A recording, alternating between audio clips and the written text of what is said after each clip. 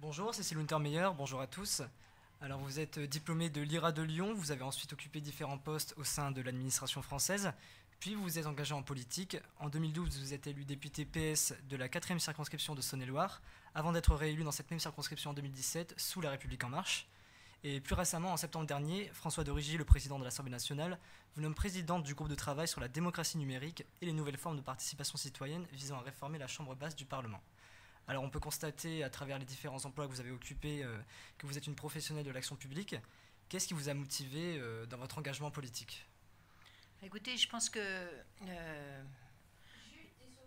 il faut pouvoir exercer à fond les actions dans lesquelles on s'engage, et à un moment peut-être considérer qu'on doit s'orienter ailleurs parce qu'on n'apporte plus grand-chose, ou cette action dans laquelle on s'est engagé ne nous apporte plus grand-chose. Moi, Arnaud Montebourg est venu à un moment où j'étais magistrate au tribunal administratif de Châlons, de Lyon, rapporteur public à la première chambre, m'occupant de la responsabilité hospitalière, de l'urbanisme, des libertés publiques, du droit des étrangers. C'est un travail extrêmement passionnant et très formateur, mais il y a eu une occasion qui s'est présentée, j'ai réfléchi et finalement j'ai dit oui à cette demande qui m'était faite de me présenter pour qu'on puisse à un moment mettre de l'alternance dans un territoire où on n'en avait pas depuis 30 ans. Voilà, c'était ça l'objectif. Et puis j'ai été élue conseillère générale d'une manière tout à fait inattendue, mais vous voyez, quand on veut vraiment faire les choses et bien faire les choses, on y arrive. Et puis, ensuite de quoi, j'ai été nommée vice-présidente à la culture au Conseil général. Et aux élections législatives de 2012, ça c'était en 2011, donc un an et demi après, Arnaud Montebourg ne se représentait pas, ne souhaitait pas se représenter. Il avait déjà fait 3 mandats et il en avait assez de l'Assemblée nationale. Et il m'a demandé d'essayer de prendre la suite. Donc je me suis présentée. Il m'avait annoncé que ce n'était pas plus difficile que les élections cantonales, comme on les appelait alors. En réalité, ce sont des élections quand même, qui demandent un engagement extrêmement important. Et puis, je les ai remportées, voilà, là aussi contre toute attente. Contre toute attente. Et puis, en 2012, là encore, contre toute attente, je les ai remportées parce que je ne suis pas République En Marche. Je suis toujours Parti socialiste. Toujours Parti socialiste, d'accord. Je suis en excellent terme avec Emmanuel Macron parce que nous nous respectons. J'ai été son rapporteur spécial dans la loi sur la croissance, l'activité et l'égalité des chances économiques. Donc ça crée des liens, du respect, mais j'ai toujours souhaité rester, ne pas changer de pied. Et puis finalement, les électeurs ont souhaité me renouveler leur confiance. Et c'est comme ça que je suis dans ce deuxième mandat. Et on aimerait vous poser une question par rapport à la révision constitutionnelle qui va sûrement être à l'ordre du jour dans pas longtemps, qui vise notamment à réduire le nombre de parlementaires. Donc quelque part, votre fonction est un petit peu en danger, on pourrait dire. Et vous avez déclaré que cette volonté de réduire le nombre de parlementaires porte atteinte à l'équilibre entre le pouvoir exécutif et le pouvoir législatif.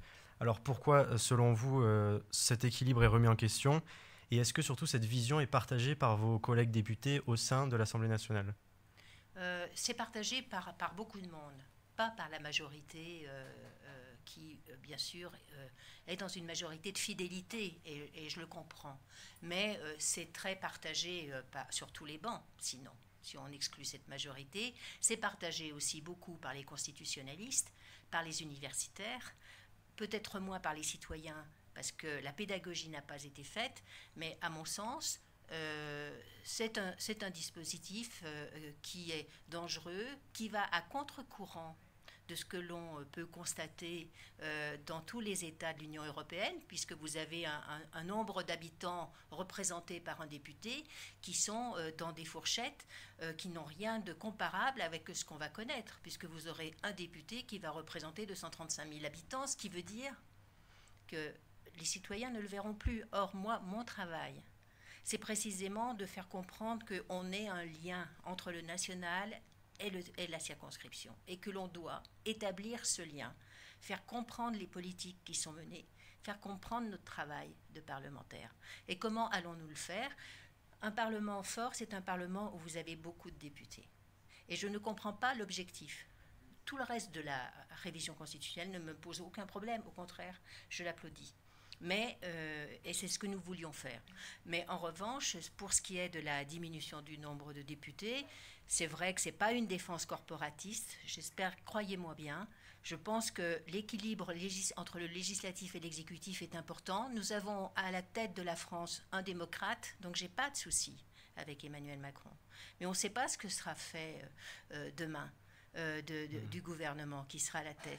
Et si vous n'avez pas un Parlement fort pour dire à un moment arrêtez, eh bien on aura un régime autoritaire. Tous les régimes autoritaires ont des parlements avec un nombre de députés faible. On le sait, on maîtrise moins la masse.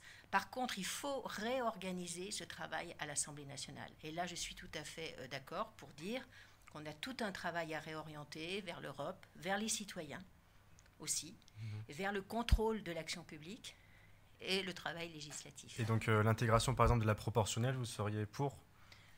Alors moi, je suis un peu en dissidence par rapport à mes collègues du groupe Nouvelle Gauche. Enfin, encore que quelques-uns partagent mon avis. Je ne suis pas tellement pour la proportionnelle. Je suis pour la diversité à l'Assemblée nationale, pour que les partis puissent proposer des personnes d'horizons et de formations différentes. Mais la proportionnelle, on le sait, c'est quand même le jeu des partis. Et moi, j'ai vu, si vous voulez, les scrutins de liste pour les régionales. Et c'est quand même beaucoup une affaire de réseau. Je pense que quand on gagne une élection au scrutin uninominal, on sait que là, on doit aux électeurs cette élection et non pas à des connaissances qui ont pu, à un moment ou un autre, croiser notre chemin. D'accord. C'est tout. Mais merci beaucoup, Madame la députée. Voilà, c'est moi qui vous remercie de cette invitation. Merci à vous.